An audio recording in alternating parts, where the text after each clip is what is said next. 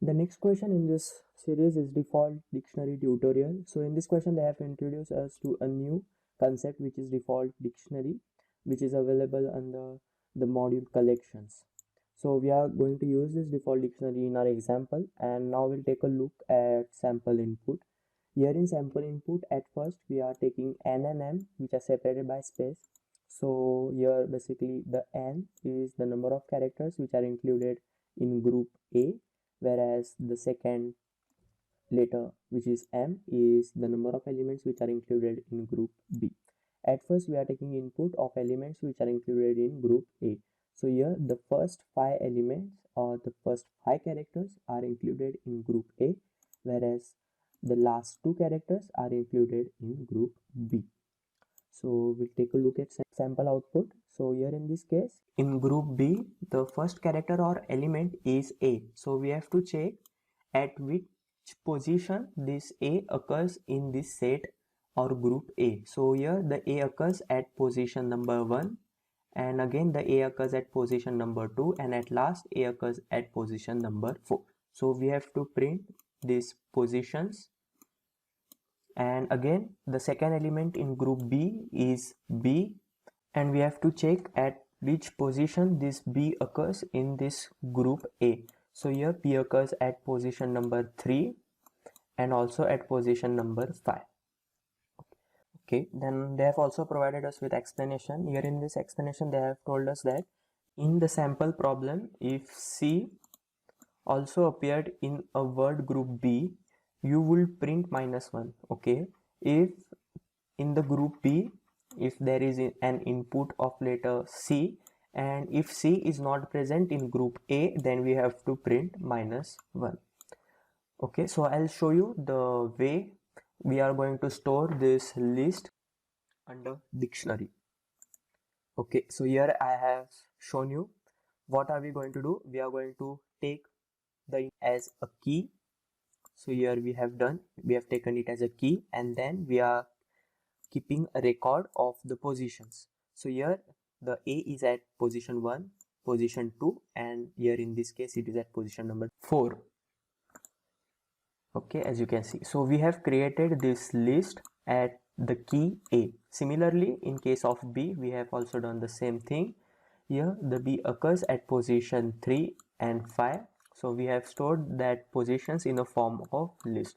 For this, we have to pass a parameter. For default dictionary, we have to pass parameter which is list, and then we can use this. So let's move forward to code. So at first we have to import the default dictionary from module collections,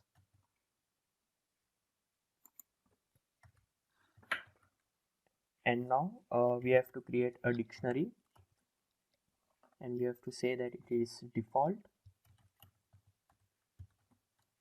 and here in this case we want to use list, so we have to pass list as a parameter.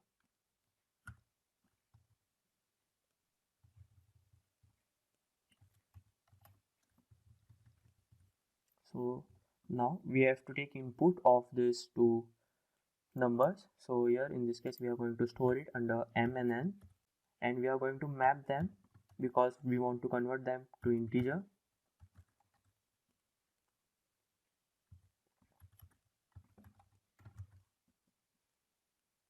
Dot split. Okay, as we want to take this input, will require a for loop. So for I in range. So here in this case at first the range will be 5 because we want to take input for the group A.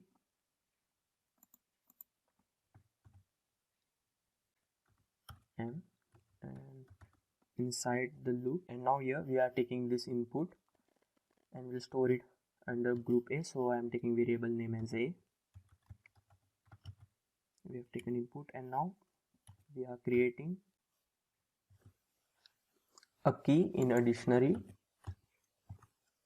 and at that key we want to create a list. As I have shown you, at that key I want to create a list. So for that we'll require inbuilt function which is append, and we want to append its position I plus 1. I'll explain you. Our key will be A and the position of A is 1, so we'll append that 1, which is this one, in the list. And again, when we'll encounter another A, then we'll append that because the A is already in that dictionary, and then we will also store its position, which is 2, and at last we will store the position of A, which is at position number 4. So we'll move forward now. So here again we'll require for loop. So this for loop is for group B, and the size of group B is n,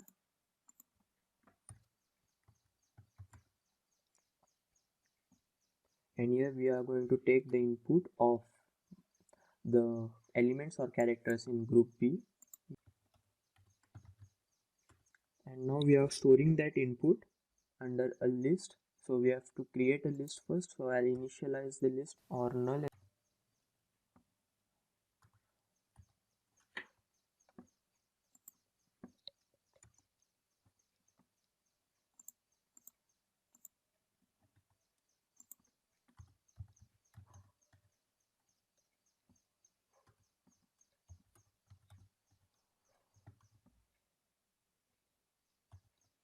List 1 plus B, and now we are going to check the condition whether C appeared in group B. Then we have to print -1 as this C is not in group A. Then and then only we are going to print this -1. If C would have been in group A, then we are not going to print that -1. Okay, and also we have to print this output. For this we require for I in list. So we are now taking one element from this list and we are now checking the condition. If I in D, so if this I, now in this example this I will be this A, so if that A is in dictionary, which is yes, it is in dictionary at first, then we are going to print its position, which is 1. Print, and in this format we have to print by giving spaces in the middle.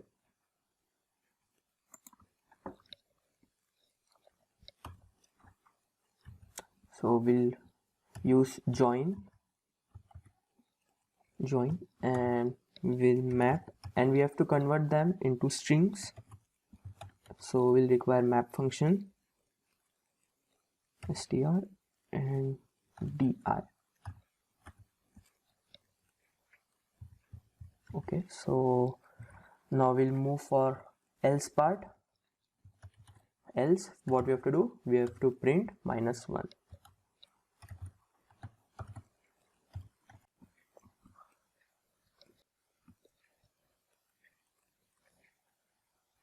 Okay, the code works.